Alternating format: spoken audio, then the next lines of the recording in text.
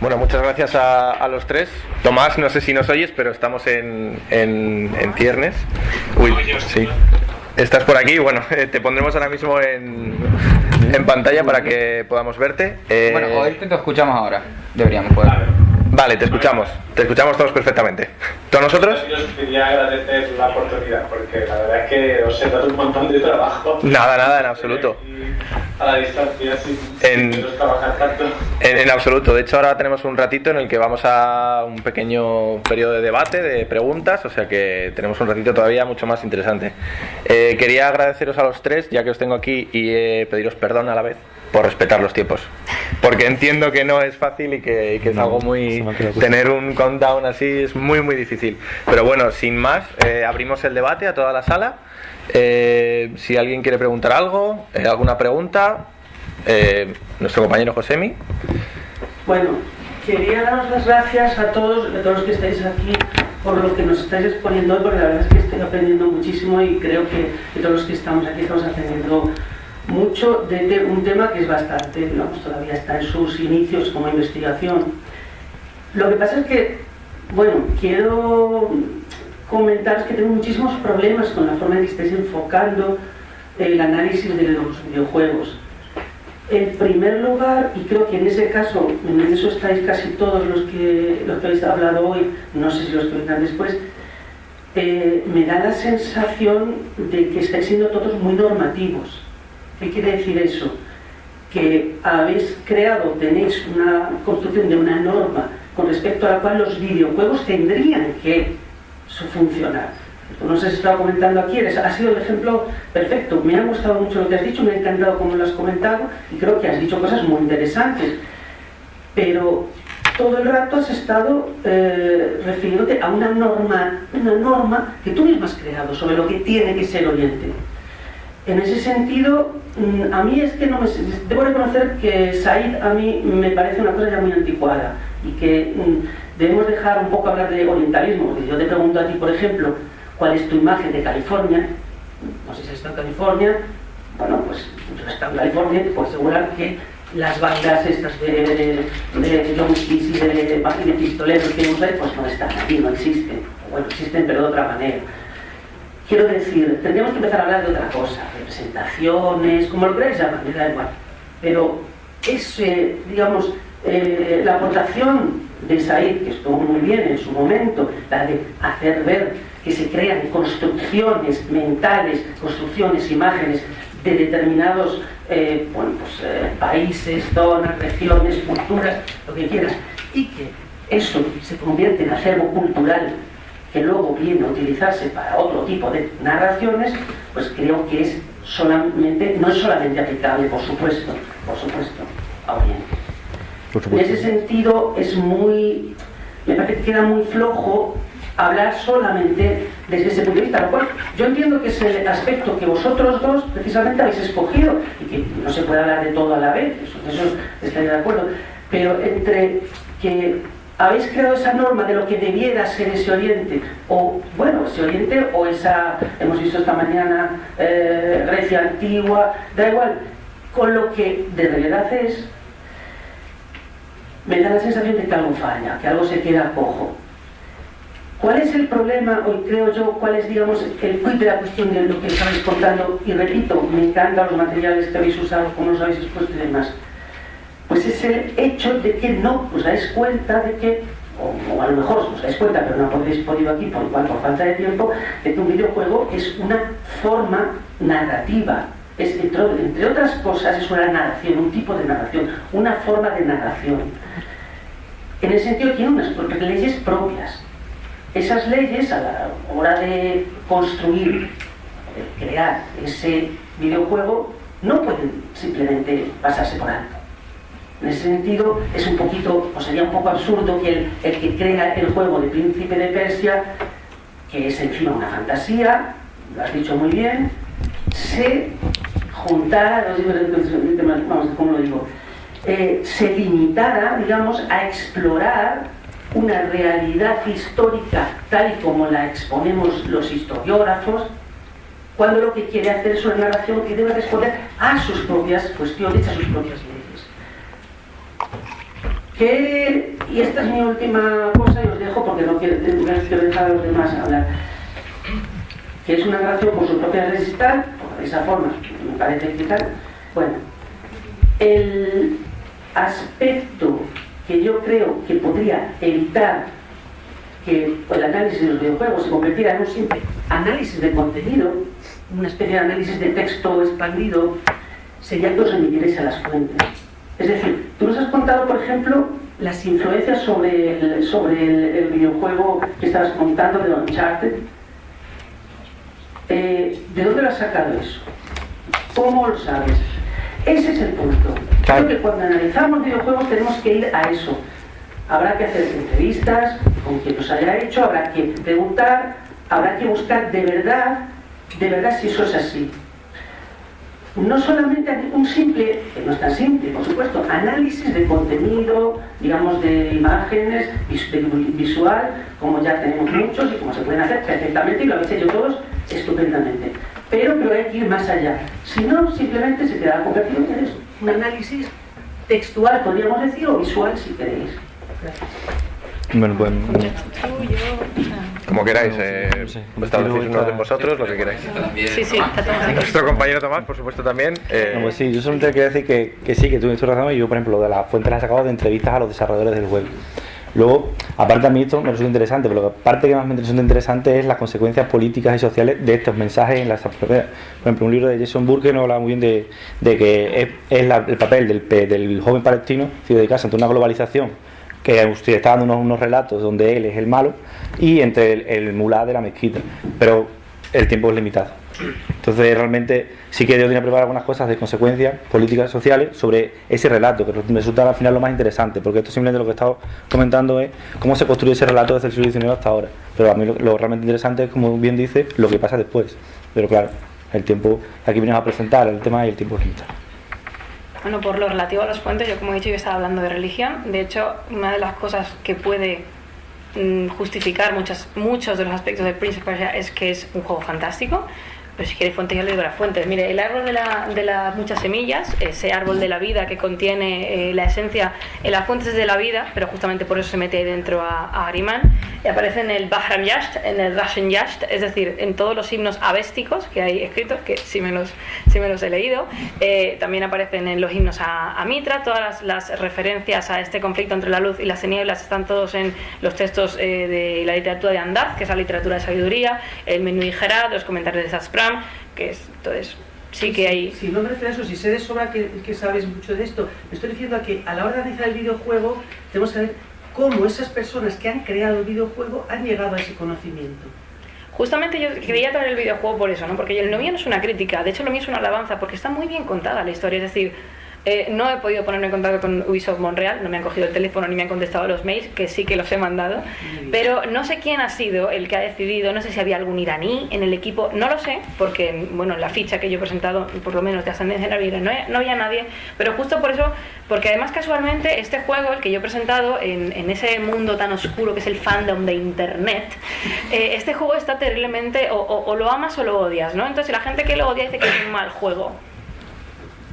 Cada uno que lo juegue y le parezca. A mí me parece muy buen juego porque es el primer juego en el que de verdad me encantaría que pudierais haber visto el vídeo ese de la luz y la oscuridad, en el que se coge algo tan extraño y tan poco estudiado como es primero la historia de los dioses gemelos, y segundo que se cuenta tan bien la dicotomía real que existe en el zoroastrismo de luz frente a oscuridad, y además que se podían haber inventado los nombres perfectamente, pues no se llaman Ormaz y Ahriman, que no se les llama en épocas sasánidas. Es decir, hay gente, a mí me encantaría estrecharle la mano, que se ha molestado en coger por lo menos un libro o incluso la Wikipedia y ver, bueno, esta religión es así y esa, pero que el juego es más o menos, a mí es un juego que me gusta mucho, cuidado las piedras, es un juego que me gusta mucho. Y cuando vas viendo el desarrollo de la historia, me parece que es una manera perfecta de enseñar el zoroastrismo, que encima es un culto que pues aquí es muy desconocido. Pero no niego que me encantaría ver un Prince of Persia que apareciera por ahí Persepolis, pero me encantaría eso ya, bueno, eso es por pedir. Tomás, ¿quieres añadir algo? Oye, si le das la vuelta al portátil para que Tomás vea a la gente. No mucho, a ver, solo si acaso un poco a una cuestión que se planteó sobre el Said, ¿no? Y sobre su aplicación actual. Hola. Encantado. Bueno, a ver. cosa que yo creo que sí que, a ver, yo por ejemplo sí que estoy de acuerdo en que Said es una figura que ya tiene una cierta, bueno, antigüedad en algunos planteamientos, pero la razón por la que yo por ejemplo cito a Koichi Wabuchi, ¿no? En mi estudio sobre Japón y su manera de relacionarse con los demás, parte un poco de la idea de que el método que aplica Said para decir, bueno, esta construcción de Oriente proviene de Occidente, proviene de ciertos agentes situados en Occidente, y eso habla más de Occidente, ¿no? Entonces, yo creo que ese método específico de análisis es muy importante y que realmente no ha habido una sustitución todavía a esa aplicación porque, bueno, Iwabuchi y otros investigadores situados en el ámbito de estudios postcoloniales han demostrado que se puede utilizar para otras esferas aparte de la occidental, ¿no? Entonces, bueno, la que entendemos como occidental. Y es lo que también se dice, esto es lenguaje, esto no es que sea específico de Occidente hacia Oriente y ya está. Es realmente una cosa que se produce en el lenguaje humano. Lo interesante es ver eso, cómo afecta a las relaciones de poder, cómo eso es capaz a lo largo de hacer que ciertos agentes pierdan agencia o que se les defina, ¿no? Que yo creo que es un poco por donde estaban yendo mis compañeros, que entiendo perfectamente la aportación y yo creo que sí que es verdad, que hay cosas de Said que tenemos que superarlas porque ha pasado mucho tiempo y el contexto es totalmente distinto, ¿no? Pero aún hay cosas que se pueden recuperar. Pues muy bien, muchas gracias. Vamos a pasar a otra pregunta. Creo que está... Espera, había por aquí, sí, luego compañero. Aquí, luego allí, luego tengo una ahí. Y luego para allá. Otra aquí y ya. Preparaos y si sentir la presión. Alguien es capaz de memorizarlo y luego recordármelo. ¿Dónde pone no? ¿Me oye bien? En primer lugar quería daros la enhorabuena a todos por vuestras conferencias, me han parecido brillantes todas y muy interesantes. Me gustaría hacer una pregunta a cada uno, pero tampoco quiero ocupar todo el tiempo. Gracias. Pero si me vais a permitir hacer dos preguntas, una a Alberto, no es tanto una pregunta sino pedirte un poco tu opinión, porque has hablado de cómo se representa Oriente en los videojuegos, que es verdad que sigue, digamos, unas mismas características siempre de llega el americano de turno a Oriente, pega tiros y se va, pero luego tenemos una obra que sé que conoces, Spec Ops The Line, que digamos que rompe un poco ese molde y le da la vuelta a la tortilla y te muestra cómo es la realidad. Y luego la segunda, sí me interesa más aquí tu opinión de una pregunta directa, aunque has hablado de aunque has hablado de Prince of Persia 2008, que digamos que está un poco fuera de lo que es la trilogía original de Ubisoft, pero sí que has mencionado la segunda entrega, que es The Warrior Within, y yo te comentaba antes que para mí es el favorito. Entonces que te quería preguntar sobre una figura que no sé si tiene también representación en el tipo, que es el Dahaka, porque también es como una criatura que es como de pura oscuridad, que aparece de la nada y se va de la nada, el agua le repele, entonces no sé si tiene representación también histórica en la religión. Pues por orden de alusiones, Spec Ops The Line realmente sí que es verdad que es una excepción. En ese caso quizás yo lo explicaría porque bueno, todas estas obras que hemos hablado, Call of Duty y tal, vienen de productoras como Comstat y tal, que son productoras estadounidenses de gran al poder, entonces con inversiones de 400, 500 millones de dólares. Entonces, claro, para asegurarse el beneficio no se tienen que separar mucho de lo ya visto en otros productos de éxito, de gran éxito, por lo tal reproducen esos sistemas. Spec Ops The Line, sabes que es un juego independiente creado en Alemania por un grupo muy reducido, yo creo que, y cogen además sabes que El corazón de las tinieblas de Conrad, pero sobre todo Apocalipsis Now de Coppola, que es una película que tiene un mensaje detrás anti-americano y entonces realmente creo que esas características de la obra Spec Ops The Line es la que la hacen diferente, que está alejada de las grandes inversiones estadounidenses de producción y que acoge unas fuentes culturales que son quizás más anti que las que coge pues esta serie de juegos que hemos mencionado. Bueno, en lo referente, yo os prometo al resto del público que esto no está preparado, ¿vale? Yo no le he pedido a Jesús que me haga esta pregunta porque casualmente yo iba a hablar del Warrior Within, os lo prometo. Pues sí, el Dahaka es una criatura que existe en las fuentes primero avésticas y luego, bueno, es que muy rápido, en Persia no se habla persa hasta que no llegan los árabes después, más o menos. Primero no sabemos exactamente qué se habla, es una especie de dialecto indoiranio. Los textos del zoroastrismo están escritos en dos idiomas, uno es el avéstico y otro es el, entre comillas, persa medio, pahlavi, son idiomas un poco distintos. Pero efectivamente en los textos en avestico está Azidahaka, que es una criatura que nosotros llamaríamos demonio, que es un producto de la oscuridad. De hecho, como soy mi única community manager, en el blog, en la zona de Simón, tengo un artículo únicamente dedicado al Azidahaka, que es una serpiente. Es un demonio serpiente que está relacionado con la oscuridad y es una bestia parda, es decir, tiene, creo que son 3 bocas, se lo come todo, lo destroza todo. Y lo del agua está bien porque, bueno, el agua, el Ab en el zoroastrismo es la segunda creación, es lo que viene después de la tierra y es sagrado, entonces eso repele al Dahaka, ¿no? De hecho, es lo único que yo pude encontrar relativo al zoroastrismo en lo que es la saga central de Prince of Persia, porque el resto no tiene mucho, pero sí, es una criatura que existe. Luego después se le llama Dahak y luego se da con una Z solamente, que es Zahak o algo así. Entonces es una criatura real. A ver, mitología, estamos en mitología, ¿vale? Pero sí que existe. Pues muy bien, siguiente pregunta. Pues yo tenía 2 preguntas para Tomás, muy breves. La primera es sobre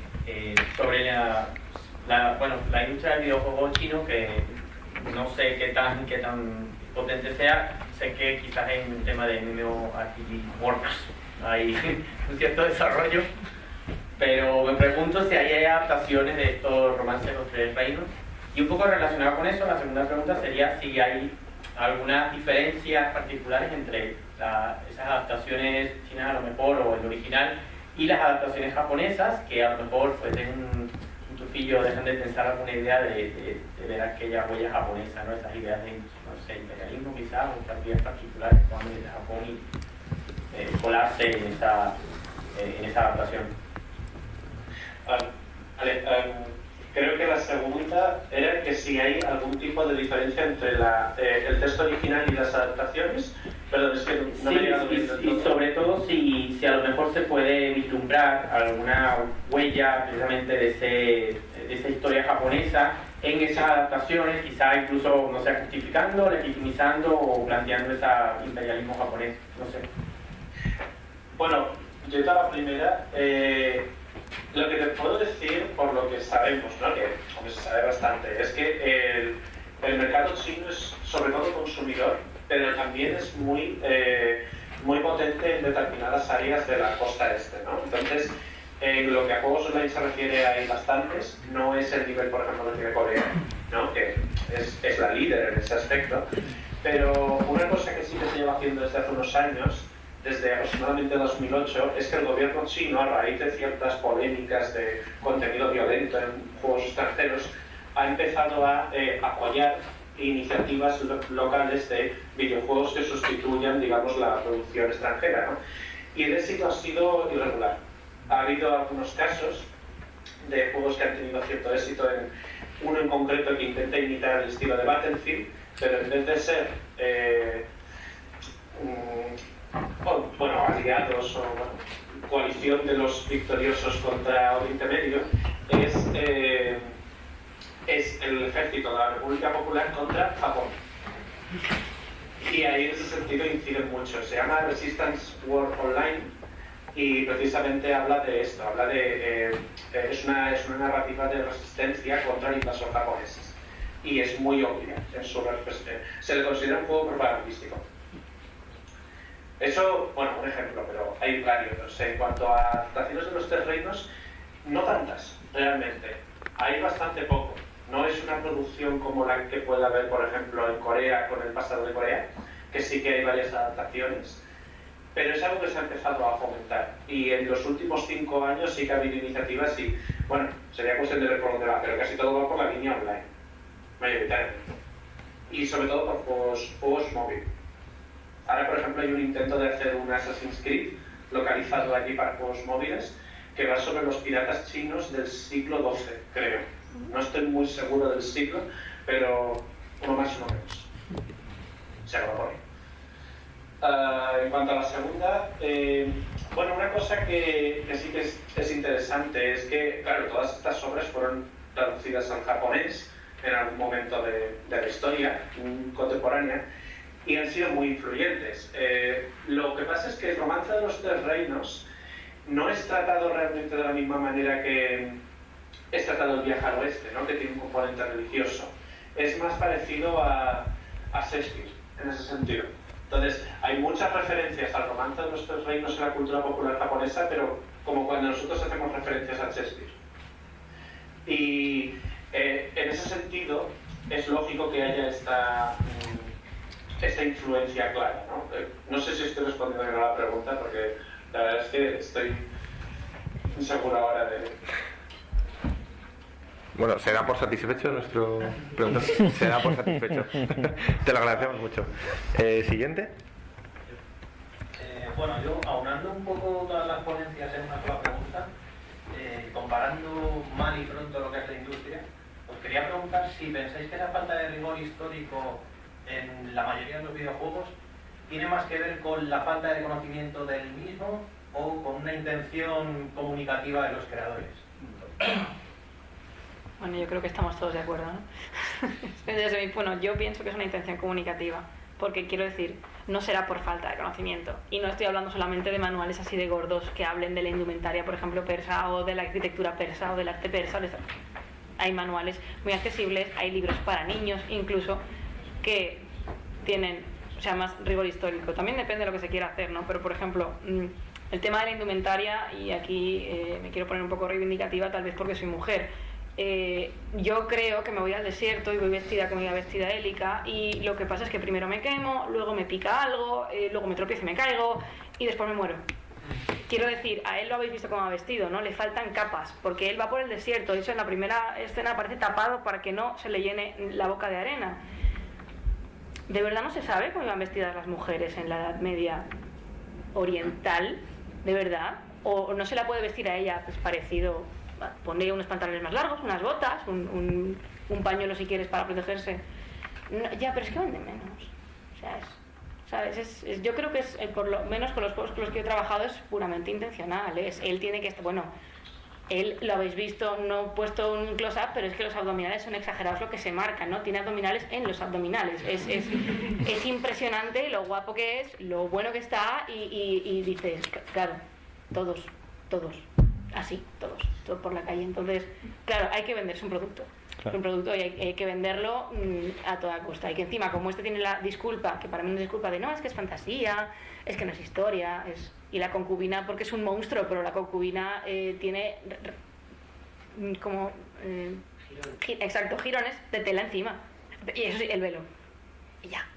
Es que verá, pero es un monstruo, es caro. ¿Queréis añadir algo más, alguno de los dos? No, yo lo mismo que ha dicho ella. Es decir, yo creo que también, aparte de la intención comunicativa, también yo creo que desinterés. Me gusta mucho un término que es retro chic, de Robert Lowenthal, que lo que venía a decir es que se utiliza la historia como motivo estético, no con un fin didáctico, un fin en sí mismo. La historia simplemente es el escenario donde se sitúan las personajes y la acción. Entonces, ¿qué más da? Con que tenga la apariencia de antiguo, pues con eso voy tirando. Tomás, ¿algo que añadir? Sí, yo creo que precisamente la actitud del equipo de Koji Usawa hacia la obra original es de inmenso respeto. Y yo lo veo desde un poco la perspectiva de diseño, ¿no? Desde el esfuerzo que cada vez ha tenido de ser cada vez más verídico, pero desde el punto de vista de añadir cada vez más reglas, ¿no? Añadir cada vez más capas de interacción. Entonces, en ese sentido es una manera de expresar admiración por la obra, pero también desde una perspectiva extranjera, o sea, extranjera no, pero una perspectiva ajena al contexto original, ¿no?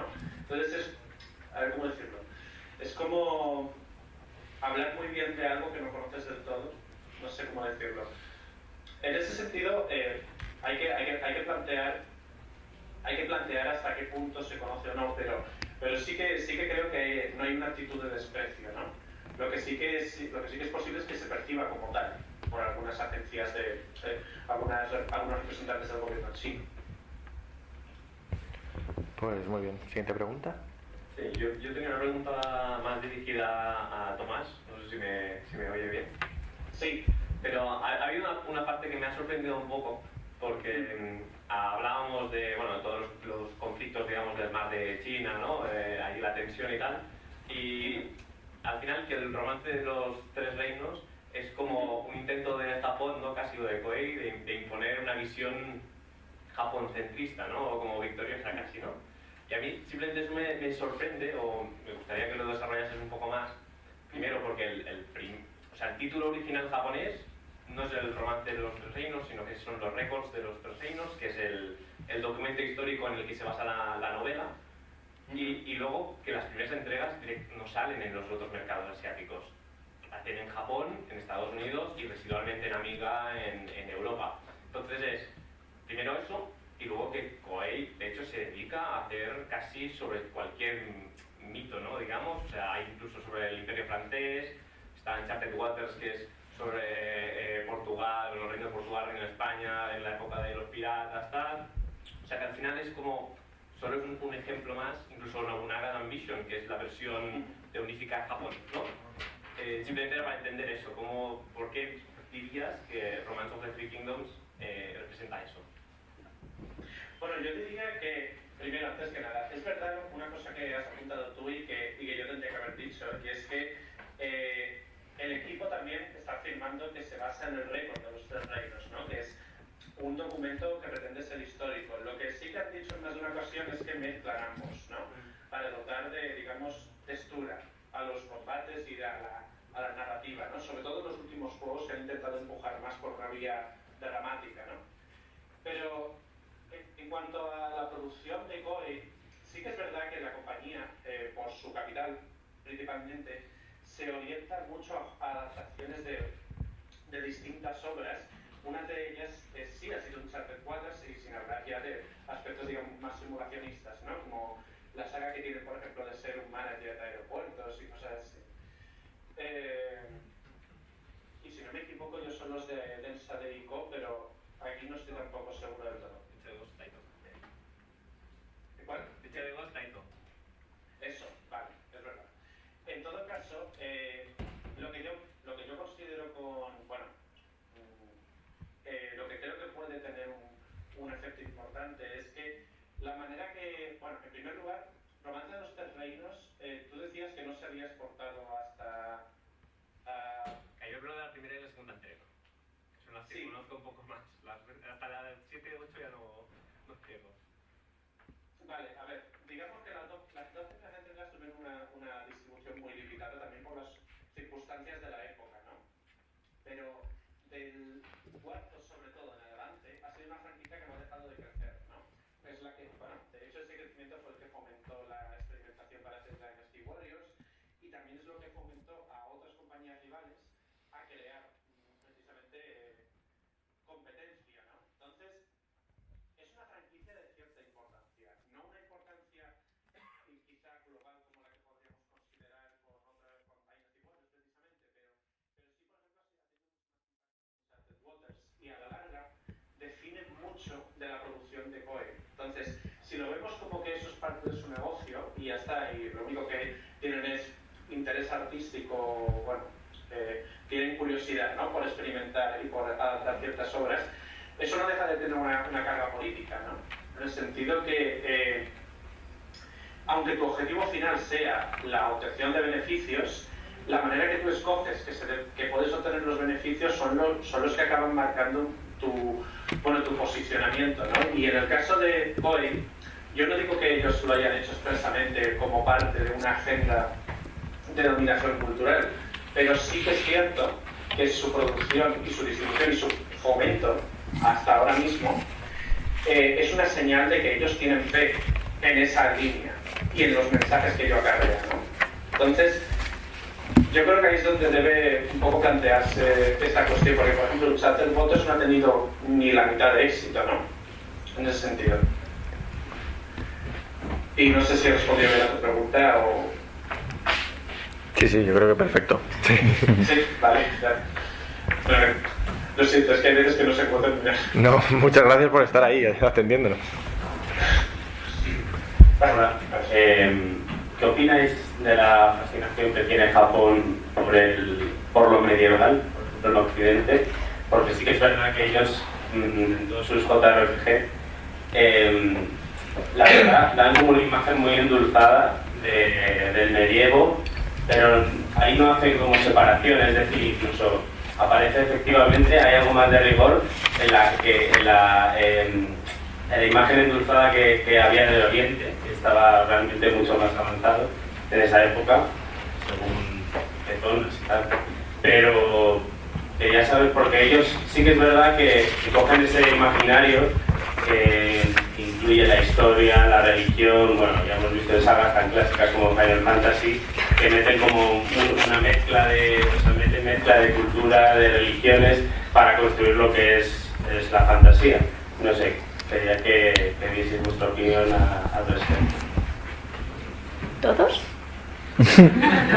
¿O él solo? No, todos, porque ha habido un poco de... Porque yo creo que es verdad que lo de Uncharted, por ejemplo, más de una construcción histórica se trata de una construcción social, porque digamos que no, tampoco es que se hable de historia, simplemente es como que los americanos cuando hacen un juego parece que están como más posicionados en el presente, y es triste porque trasladan esa visión de presente al resto que no tiene por qué ser así, y hacen como una mezcla un poco rara, pero sin embargo los japoneses parece que sí que es verdad que recurren al pasado, pero construyen una fantasía como muy endulzada, y creo que, no sé, a mí me fascina eso, como los japoneses realmente son los que más ponen en valor todo el imaginario cultural que ha tenido, bueno, Occidente y Oriente, y ellos realmente también son Oriente, pero se llama Oriente. Cuando decimos Oriente nos imaginamos todo el mundo nos imaginamos un turbante y tal, pero son lo más oriental que hay. Tomás, ¿no? No sé. ¿Tomás? ¿Yo? Vale. ¿Estás ahí? Pues precisamente ese es uno de los temas que más estudiamos, bueno, más estudio yo solo, pero bueno, en la facultad, porque eso es una cuestión que me parece que la gente se lleva preguntando desde hace 20 o 30 años.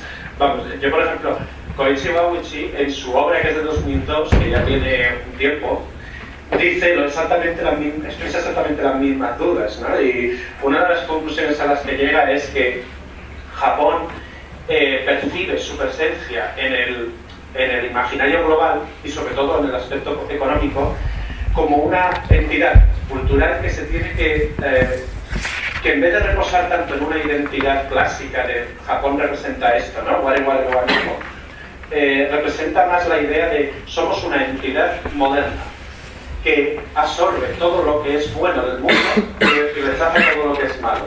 Es un concepto que se desarrolló en los años 90 con los gobiernos de Nakasone y no me acuerdo el siguiente, que lo que hablaron fue de que para poder superar los problemas que estaba teniendo Japón a nivel económico, ¿no? Sobre todo a raíz de la crisis de los 90, la idea que presentaba era tenemos que superar nuestro pasado, el pasado que nos encierra, ¿no? En nuestras tradiciones milenarias que no valen para nada, y luego tenemos que absorber todo lo que venga de fuera para convertirnos en el faro del mundo, ¿no? Eso es un poco la manera que tenía de decirlo él.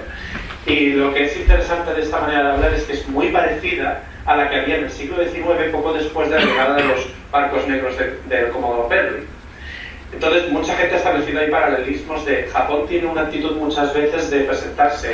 Japón, cuando digo Japón quiero decir el gobierno japonés realmente, porque luego tú vas aquí y es mucho más complejo, ¿no? Pero el gobierno japonés tiene esta actitud de decir tenemos que ser esta cultura híbrida que tenga rasgos propios, pero que también absorban los rasgos de todo el mundo. Y yo creo que en el ámbito puramente literario y en el videojuego, eso se ve muy bien reflejado. Por eso yo creo que hay esa fascinación con los tropos, ¿no? Los tropos y convenciones de Occidente. Y no solo eso, un poco con todo, porque el público japonés joven es muy aficionado a imágenes occidentales. O sea, por ejemplo, Evangelion, ¿no? Vamos un poco al ejemplo clásico. Uno de los creadores de Evangelion no ha dejado de decir que ellos las cruces y toda la simbología cristiana la pusieron porque les parecía que estaba guay. Que eso no quiere decir que luego no quiera decir nada, pero es interesante cómo cuando ellos piensan en cosas guays, piensan en cosas occidentales, ¿no? Es un poco... Pero bueno, esto tiene oraciones. Me gustaría añadir también al hilo de todo esto es porque Japón, ¿cómo está? Bueno, no sé, en muchos productos japoneses aparece lo que es una perfecta representación de Alemania entre el siglo XV y XVI, la arquitectura esta de las casitas y tal, porque es que para ellos eso es exótico. Está lejísimos eso, es extraño, es raro, ¿no? Como el cristianismo, esta obsesión que tienen en los animes con las iglesias góticas, que en todas las ciudades hay una iglesia gótica que está en medio, como si fuese aquello Spawn, que es como que de repente, pum, una iglesia gótica, pues porque es raro, es extraño, o sea, no es igual que a nosotros nos parece muy extraño, pues no sé, el Dijin con la cabeza de butano que ha puesto él, como qué miedo el Dijin, o yo qué sé, o cuando salió a la venta el juego Okami, ¿no? Que todo el mundo decía, ay, es como un Pokémon, es como, no es un Pokémon, es que es una criatura que allí existe, pero es como, uy, qué rara, o yo qué sé, o cuando salen los, ¿cómo se llaman? ¿Son los yokai, Tomás? ¿Se llaman yokai? Cuando salen todos es como, qué raro, ¿no? Qué extraño, pues es que, hombre, yo soy una persona que se ha criado, no sé, en las montañas en Tokio y de repente me cuentan que es que hay un señor que se puso a caminar encima del mar a resucitar a los muertos y que tenía una escolta de 12 señores detrás de él que iban hablando. Quiero decir, es raro, ¿no? Entonces, mola, ¿no? ¿Por qué no utilizarlo? Yo que soy muy fan de Evangelion, justamente por eso, ¿no? Es que mola, está guay. No sé. Y que hay una ciudad de gente vestida todos de blanco y rojo. ¡Ay, sí! Genial, pues pasamos a una última pregunta, o dos últimas preguntas, no sé cuántas nos quedan. Bueno, vamos un poquito justo de tiempo. Si las preguntas son cortas, nos da tiempo a dos. En verdad no es una pregunta, sino que venís comentando también en esta última idea, que en verdad va al hilo del último comentario, y es verdad que realmente ha sido siempre un efecto rebote, o sea, los japoneses siempre han tenido una fijación por España, sobre todo por España, los rasgos hispanos, bueno, y también por América, y nosotros también por lo oriental, lo estamos comentando ahora mismo, el orientalismo, o sea, que tampoco no es nada nuevo, o sea, desde el siglo XIX se lleva haciendo esto, no es tampoco una novedad, y iba a decir otra cosa, pero no me acuerdo. Y nada, eso, comentaron que realmente no es una novedad.